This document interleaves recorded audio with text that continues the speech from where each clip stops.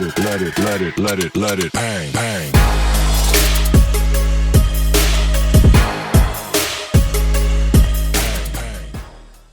Hey guys, today we have Professor Caique here. It's a pleasure to have you here, and we have Ollie Vuan and a special guest as well. Jefferson from Jab MMA. Yeah. So today's podcast is basically about this guy. We're going to find out more about him. Pleasure to have these guys along, help the conversation going. So first of all, Caique, tell us about yourself. Go. Yeah, man. Here I am in Hong Kong, right? After a long journey in Jiu-Jitsu to get here in the podcast, right? Yeah, it was exactly the second time we've done this. The first one was First one was How many years? way too good. Now 2 years and a half more, a little 2 years and 9 months, something like that, yeah. It's No, man, 2 years and 9 months. No, man, I'm going to 3 years. Yeah, 3 years. 3 years A now. year and a Três anos, mas porque quando eu cheguei, você já tava aqui. Exactly. When I 3 came years. here, he already was here, and I've been here for 3 years now. Yeah, Oh, 3 years, right, 3 right, years, right. yeah, Time 3 years. Time You're a flies. local. Oh my You're God. a local now. I'm a veteran. actually probably longer than me. No, it's maybe same as me. You're a bit longer, I think. Because when I came, you had literally just come straight after me. Yeah, I got here. I was watching because I have some miles problems in my company. Yeah. My company, and then I was watching the trip was May 29. Okay. So 1 year, One right? year, Yeah. yeah. Anniversary. Oh, interesting. Yeah. Yeah. Special Another year. episode here. Yeah. So Anniversary. you started jiu-jitsu when? Yeah, Let's go back. Jiu-Jitsu I started with 15 years old. It was 89, end of 88, beginning of 89. But I was practicing judo since 4 years old. I was practicing from 4 to 8, 9, and then I stopped. And when I returned already doing Jiu-Jitsu. You also did some Yes. water polo before. Right? Yeah, in between, yes, because when I was a kid, I was training judo and swimming.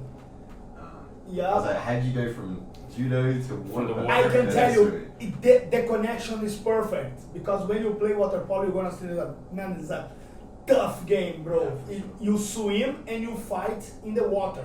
It's very tough, bro. Something that I respect a lot, the guys from water polo, like rugby guys, man, it's hard, and it was good.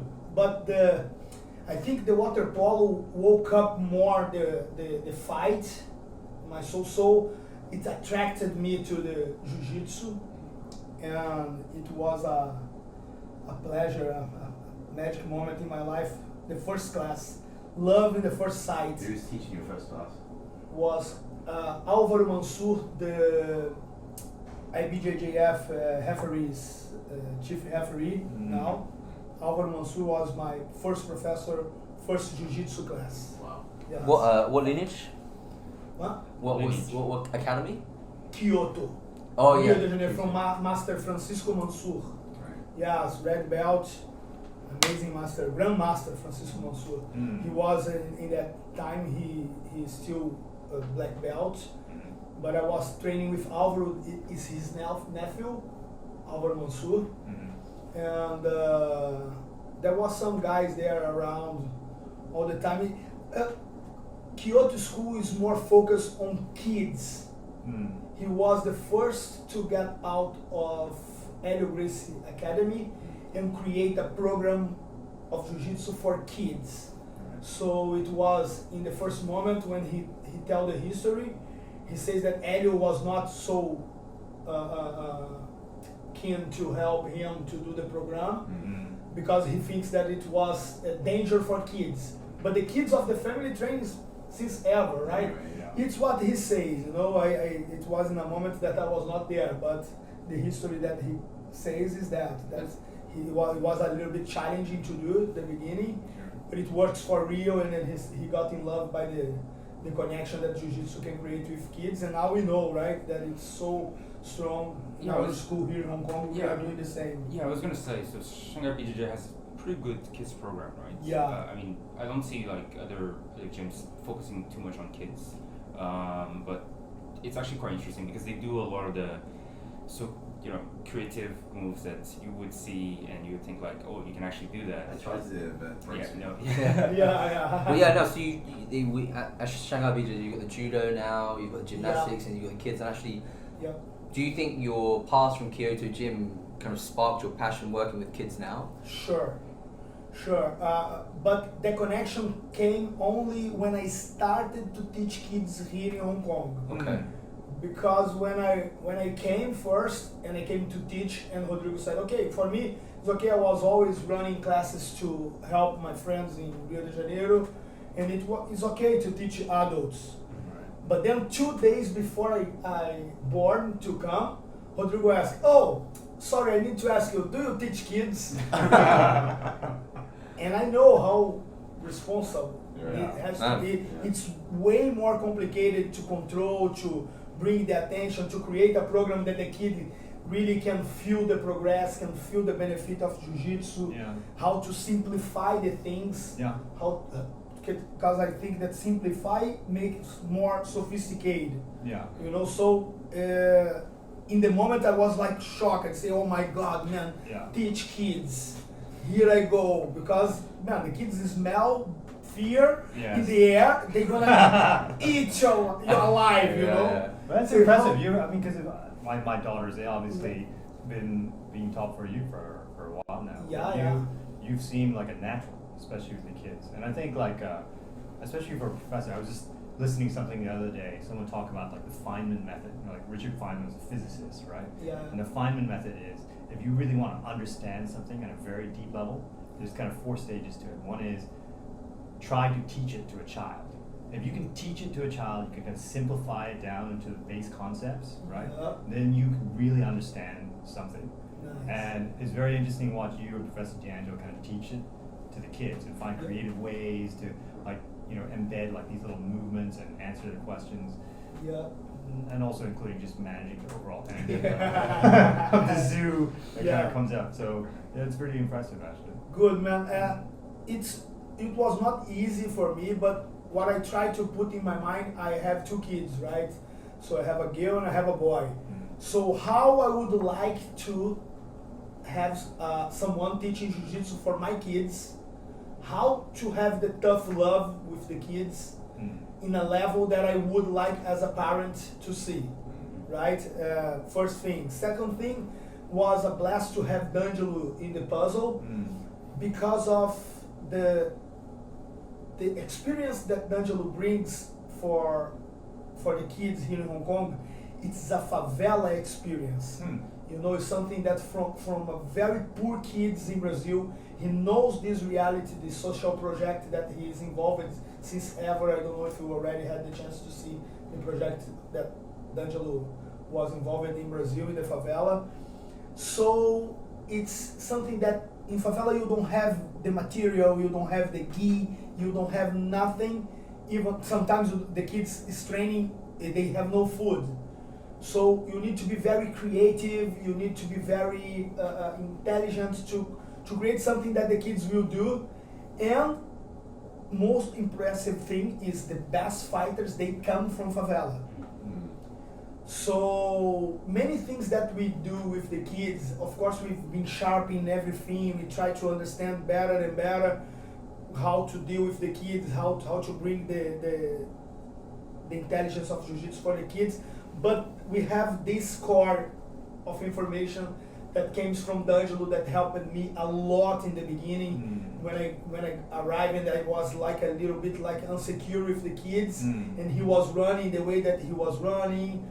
Of course, I have my own way to see, but it helped me a lot, and I think we did a good match, right? Because he has the creativity, and I am more academic, so I go a little bit more deep in how the Kodokan teach judo for kids, how the guys in Gracie family teach for kids, and so I try to bring things that I feel that can be good for our kids, and D'Angelo go more in an artistic.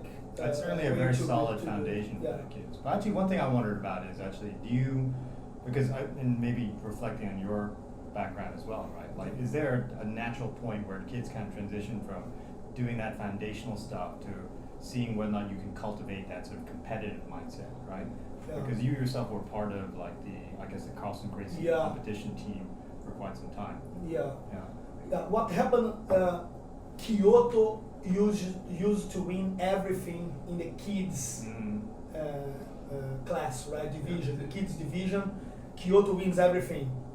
Carson was not focused on kids. When I moved to Carson, I lost a little bit the connection with the kids' work. Yeah, like the very top level guys. Right? Yeah, but we still have good kids there. Good kids that became amazing fighters. I can tell many. Vitor Belfort, Paulo Filho, Dudu Dantas, you don't know, but it was an amazing fighter. In Brazil, Daniel Christoph, we have Bruno Molenga, that now is Barra Gracie teaching in Canada. He's an amazing guy. So all these guys, they come from Carson Gracie School for kids. But the competition for kids, I try to understand the kids' behavior. Sometimes the kids are almost like us. Some like to compete, some don't like to compete so much.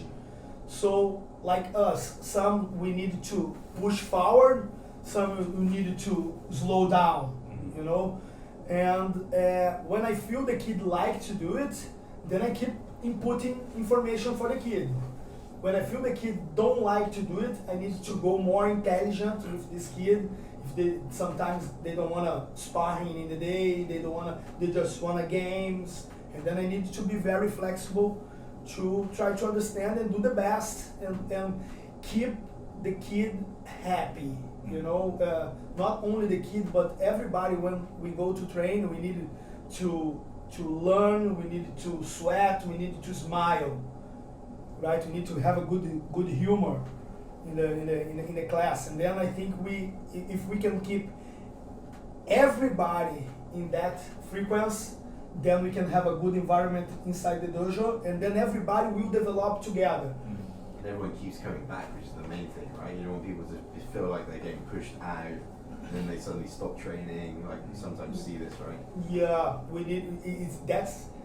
It's very hard to have 100% Sure. of a ratio, but we try to keep a good ratio to retain Yeah. the people inside the gym. Yeah.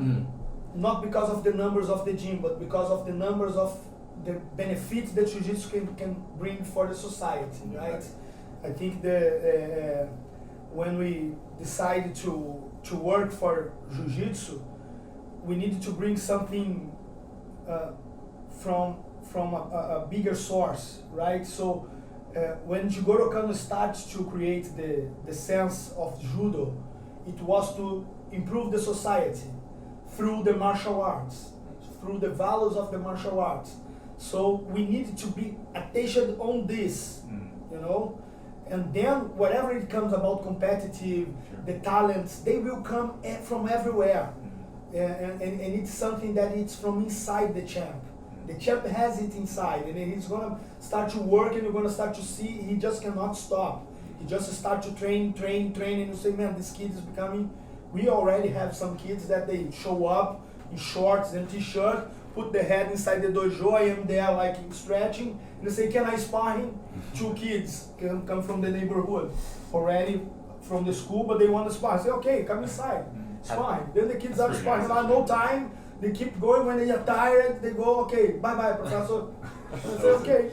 Have you seen any kids at the moment who you can see, wow, this child is going to be huge. Our kids, yeah. many kids, really good. Did you have that Really vision good. when you first saw Roger?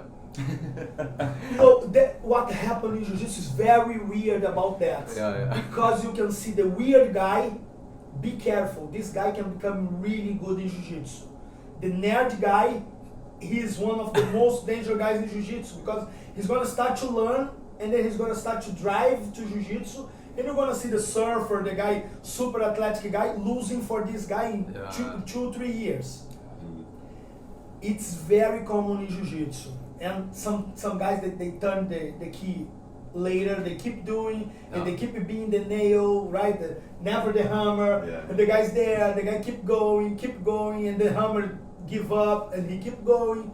Then the guy, when he reached like the orange belt or green belt, the boy starts. And when he starts, nobody can stop because the shifts are very fast. Like in 6 months, the guy is already better, and he's training with the black belts soon. And you say, oh my God, man, we have many kids in that level. That's awesome. They're gonna make it. I'm still waiting for my moment. Always the nail. I know. That's what people say though. You Sharp as either the nail. hammer or the nail, and you're going to be the nail for a long time. Yeah. You're going to get pounded. You just got to have to. I think the nail we are forever, right? I think these guys like in the super level, right? Let's say now, let's say one guy that I think the jiu-jitsu is amazing, Kron. These guys they don't tap. Almost they don't tap. Who can tap him out? Who can tap Rafael Mendes out? These guys almost are never the nail, right? I don't know how they deal with that, but for us, we needed to understand how to be the nail forever. Every time that I am with my friends and even with you guys, I feel like the nail many times. Say, oh my God, the guy's smashing me now. I need to escape from that situation. Well, for me, maybe because I have no other option than being a nail, but I do find it quite interesting to be the nail because you do find, you find these situations that you find challenging and you try to get out of it. There's so many, like, in terms of character traits, there's so many good things that you get out of it. Yeah. You get in terms of grit. You get humbled. Yeah, exactly. Very quickly. Humbled, Yeah. So would you say jiu-jitsu so one of the things you kind of say to some of our students is jiu-jitsu saved your life or has kind of saved your life and changed your life, impacted you? Would you say jiu-jitsu has changed your life in terms of the way you see things or kind of the path in which your life has Because gone? before you started teaching jiu-jitsu, you were doing some TV production. He was a sweet actor. No, this is the other side of Batman's the Bruce Wayne, right? The Bruce Wayne Your life. identity. Your alter ego. Okay, let's go here about the transformation. No, I don't think jiu-jitsu transformed me, but it saved my life many times in many aspects, even the real aspect about to have a situation in the street and really save my life. What happened is I always used jiu-jitsu to balance my emotions that are not easy since I am a kid. It was never easy to balance, always, even competing, very emotional. So in the life when you have up and downs all the time, everybody's gonna have backsets, right? How do you say it, right? Setbacks in bad life. days. In Brazil even more, and they are crazy because then you are paying the bills, then suddenly you are in a hole, like oh my God, because the money just don't flow in the money anyway. Politics, and then especially in the moments that the things were not going good in the professional life, usually I was training more.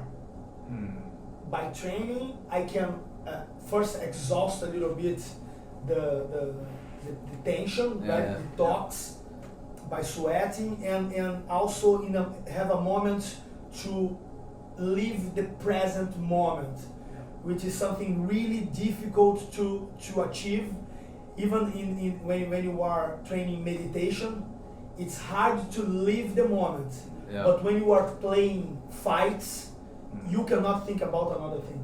You need to live exactly that moment, otherwise you're gonna have someone choking you or armbarring you.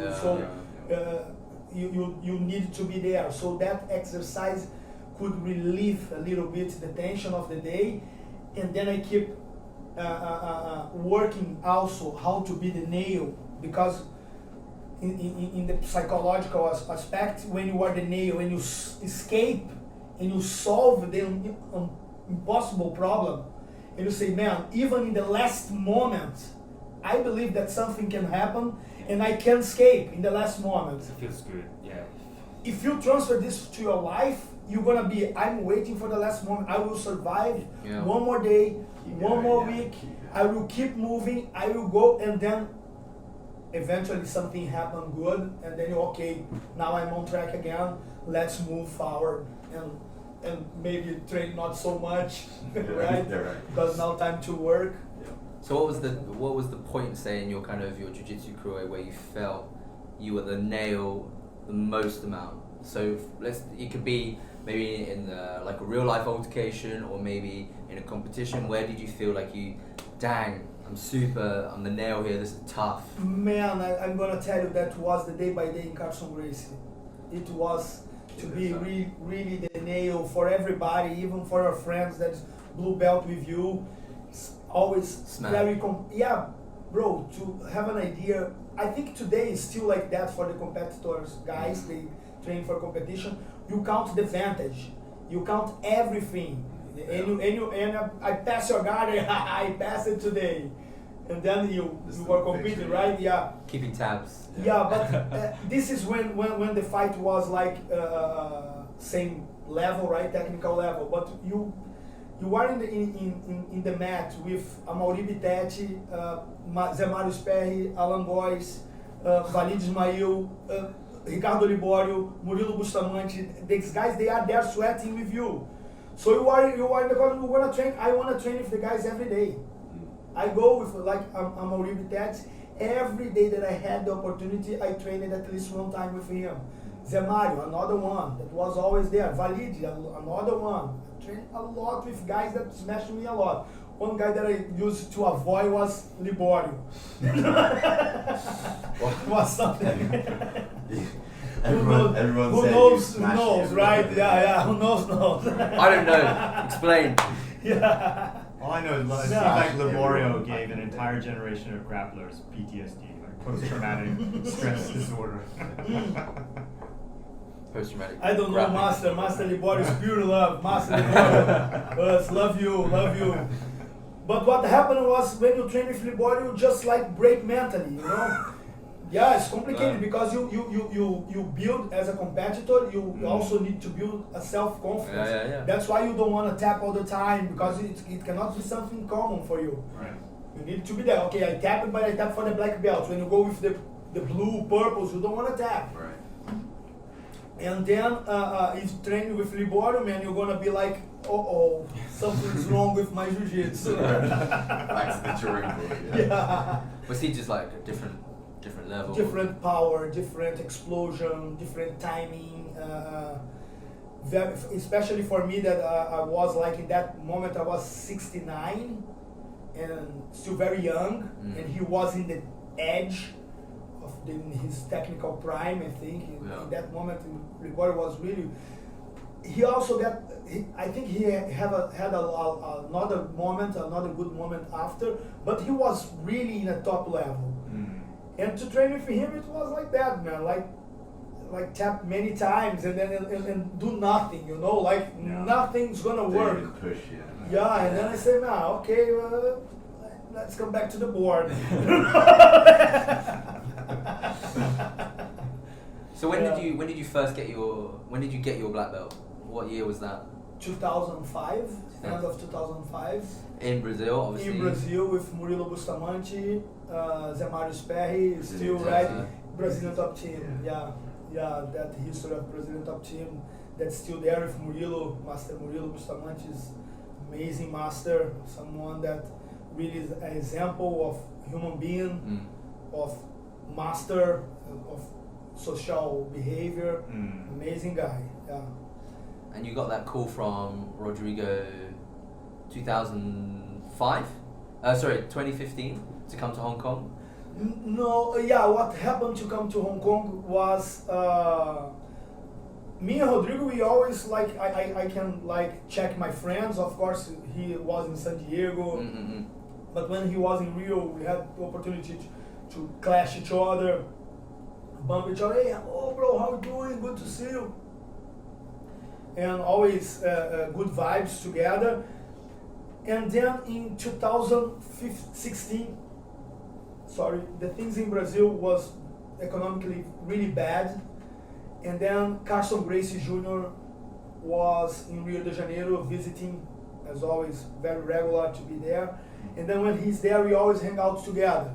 And then we were talking, and he said, hey, how are things going here? But I said, man, it's not good, you know, man. Things the jobs disappear, and when it's not flowing, things are good, very difficult. I know I have a kid, some things that sometimes will take like 10 years to put some money together. And then because of the bad economy, like in 6 months, you burn 50% of this money. And you look to the bank account and you say, man, what's up 6 months? Yeah. So it's crazy. And then, but I didn't think about the possibility to teach jiu-jitsu. I was invited to teach many times, many different places, and I never came because I think my life was in Brazil. I was very roots, right? In Rio de Janeiro, at home, close to my mom. Were you teaching jiu-jitsu while you were in Rio at all? No, only to save friends. My friends need to have something. Hey man, can you save me? Can you teach this class for me? I said, okay man, let's go. Let's do it. If I can do it, I will do it. And then in that moment I talked to him, and then he listened and don't say nothing, right? So he came back to Chicago, and then like 10 days after, I will never forget, 5:55 a.m. The phone rings, right? And then 5:55 a.m. I say, oh my God, who is that? And I look at the Carson Gracie Jr. I say, oh my God, man. Fuck, I hope it's important. And then he goes straight to the point, say, do you want to go to Hong Kong? In the moment that he said that, already my mind linked with Rodrigo, because I know He was already. yeah, especially we are like the family, right? I say, man, I know exactly what he wants. Yeah. So I say, what's the deal? And he said, no man, you go just for 2 months to check how it is. If they like you there, maybe you can stay, maybe not, we don't know. But I said, man, okay, 2 months. If it's not good, if I don't like it, so for 2 months I will not die, just come back. But when I landed here in Hong Kong, man, and I stepped in the airport, I mean, not step in the airport, but when I stepped outside of the immigration, I see the airport, I see the letters, the things in Chinese. I had an inner voice with me that is very clear in my mind, like, I'm back. Crazy. Yeah. For those who believe, you know. And then I said, okay, let's go, let's see how it's gonna be. And then everything going good, you know, when you like people like you, and the environment is good, and you can have a very good connection with everybody. The things that you need, like, pops for you, like, really, and then you can recognize as a universe line that you are, say, okay, I'm doing the right thing. Yeah. Right. I'm doing what my Lord wants me to do, so let's do it. How did you prepare your mind to be a teacher? Like when you were kind of faced with the challenge of being a teacher, like did you feel confident that you'd be able to teach jiu-jitsu, or were there kind of steps that you took to say, like, how could I be a better teacher, and what type of teacher would I be? Like what role models did you look to when you thought about, like, how you came up in jiu-jitsu? Yeah. Right? And then what type of method do you think that you would want to employ? Yeah. What I first when I came here for 2 months, I don't had this kind of challenge so big in my mind, because I don't have Still like the trial. yeah, still like a trial. So, but it was good to recognize the area, the geographic area, how to do it and why to do it. First, why to do it? I'm doing this because of jiu-jitsu. So my intention is to spread as much as possible once we still babies here, right? In whole Asia, jiu-jitsu has a lot of field to go. So once I recognize that, first thing that I recognize, it's a beginner place, not only because we don't have many black belts, but more because we have nothing. We don't have jiu-jitsu.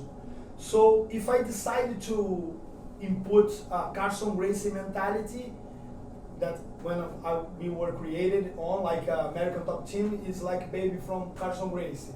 So the guys is competitive, or everything is for competition there. If I try to do that, I will have a bunch of students in a age already further, let me say like older age, and I'm gonna try to input something that's not fair. So first I need to understand this group. The motivation of those guys, right? Yeah, how to create the perfect mindset, how to understand jiu-jitsu forever, not for the competition. Because competition, I know that competition is just a slice, a small slice, very important, but a small slice of the jiu-jitsu.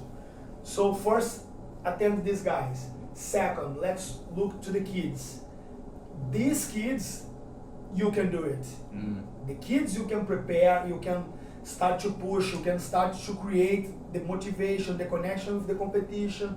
They are already in that sense, right? So, okay, so let's create 2 lines of work here, okay? So, anyway, to create a program, I try to connect as much as possible to the source. That I have, the Kyoto school has a beginner program. I was part of this beginner program. Like in the first moment in Kyoto school, you have a lot of self-defense. So I also know that I cannot make a full self-defense program and don't put together the sportive jiu-jitsu aspect for the beginners. My goal was to prepare the beginners to sparring with the advanced guys to start to serve jiu-jitsu, right? So I got what my previous experience with Kyoto, so I did the Grace University information. That's something that I always pursued as a north. Everything that the family does, I try to look with a very attention, right? So the program for the beginners was the first sense of methodology to apply here. Yeah. So the beginner program is what takes more attention in that first year, let's say, right? After that, or doing this, I was checking the students about the basic informations, like basic variations for Kimura, basic variations for Americanas, basic back choke variations, basic control, turtle position control, all the attacks, all the defense. Once I understand that everybody, okay, we have a solid grouping foundation, so we can go further. So it happens almost last year that I really feel that the group was getting more solid. The guys who was white belts with me and blue belts say, okay, let's start to move forward. Then start to study a little bit more of what John Danaher is doing in Renzo Grace about the Ashigarams, things that we keep needing to study a lot to improve. We are just in the scratching the surface about this. The birimbolo, leg drags, 50-50s, the modern aspect of jiu-jitsu to bring more to the school, to the adults class. Actually, teaching is pretty organic though. As in, organic in terms of the sense you start with one kind of aspect and you just let it go, see what happens. And it's like a tree. You kind of branch off this, try this branch, let's try this branch. So I've actually seen like a big transition kind of, especially when I first started at Epic, kind of I can see the, kind of you have the core members and then where the kind of jiu-jitsu is going, and especially now that we have Shanghai BJJ. And actually the what you've kind of created with D'Angelo is actually really quite nice. It's probably one of the best atmospheres that I've kind of experienced in kind of in terms of my jiu-jitsu. You feel part of something at Shanghai BJJ, which is really, really nice. And talking about kind of positions and submissions, what would you say is your kind of, when you were jiu-jitsu practitioner, competitor, what would you say is your go-to submission? What would you? Triangle choke, Triangle choke was my passion. And I have one curious history about this because I was attacking a lot of triangle and everybody, and it was really annoying, What was your setup? Every setup, any opportunity, I shot like crazy, man, all everywhere. I think if it was now, I should shot more flying triangles. It was not common setup for me, but from the battle, from everywhere. No triangle. I end up in the triangle. I don't know how. It was crazy. Even in competitions, it was very common. But what happened, I started to hear a lot of higher belts talk, hey, you are too focused on triangle. You need to improve your technique to open your expand your game. Yes and no. Yeah. And my part was most yes. So I tried to avoid a little bit the triangle to grow in different aspects. Yeah. Which is something that my triangle never reach again the same level. Oh. Yeah, I don't feel like I can shot in this. Of course now I'm older, but I feel that I lost the connection a little bit with the technique. Yeah. You know, and I never could catch up back again. So this guy here, for example, is a very good guard player. Yeah. Would you say he should, as a blue belt now, would you say he continues with the guard, or would you kind of say open up a little bit more, try something new? What would kind of be your approach as a professor? Yeah. I always wondered. Yeah. So. Yeah, my approach is you do what you feel good as much as you can, because it's gonna be the easiest way to sharpen the techniques there, right? So you do it. Eventually, it's gonna open different doors for you, and you start to search what's gonna happen. You know, what I say to you is, don't step back to pull in the guard when you are progressing. So if you sweep and you feel the things are difficult there in the top, and then suddenly you pull to the guard again, then I think it's like a mindset. Yeah, backward step. That's actually what Ollie tells me all the time. Actually, it's like 2 points. Yep. Yeah, it's good to try to create a sense of progress when you're sparring. I really believe that when we play, like, okay, I'm in the bottom, let's start here from the beginning. The beginning is to survive. Yeah. Right? So this is the source. So I survive, okay, I escape it. Okay, after to escape, I'm gonna start to control. Yeah. So if I can keep progressing till the submission, that's the goal. If my opponent can put me back, let's say that he's gonna sweep me back, it needs to be a credit for him. It cannot be something that I pull him to the top again, and then I'm back to the beginning. So I'm gonna make it like a technical looping that don't allow me to progress, you know. Because this guy, he moved on to the Falcon Guard. Have you heard of the Falcon Guard? My God. Oh my God! Everything has names now. Okay. So Professor YouTube's trying Show me the Falcon Guard. we were rolling, and then Gino was like, "I've got this Falcon Guard. I'm gonna try this on you." I even paid for it. He paid on another website. I was like, okay. Good. So I said, okay, try the Falcon Guard on me. He tried it once, and I got out of it like within like 5 seconds. It was rubbish. The worst is I couldn't even get it on. Actually, it's like the arm was too short or something. Yeah, I just gave up after like one. So I always bring it up. He spent good hard-earned money on the Falcon Guard. Good. Yeah, I think we should keep always the mind open. You know, when you see the Falcon Guard, the Worm Guard, I'm always teasing you guys because. But the squid guard and things like this, I try to keep my mind open to see the things and try to understand, try to study, because the laboratory is one of the most pleasure things in jiu-jitsu, is to try to understand the position. What can you do? What should I do here? Let me put what I know here in that situation. What I should do? Let's try to attack or to defend. We need to understand that every position is gonna take time. Yeah. Even the Falcon Guard. I tried, it doesn't work. Keep trying. You keep trying. You keep trying.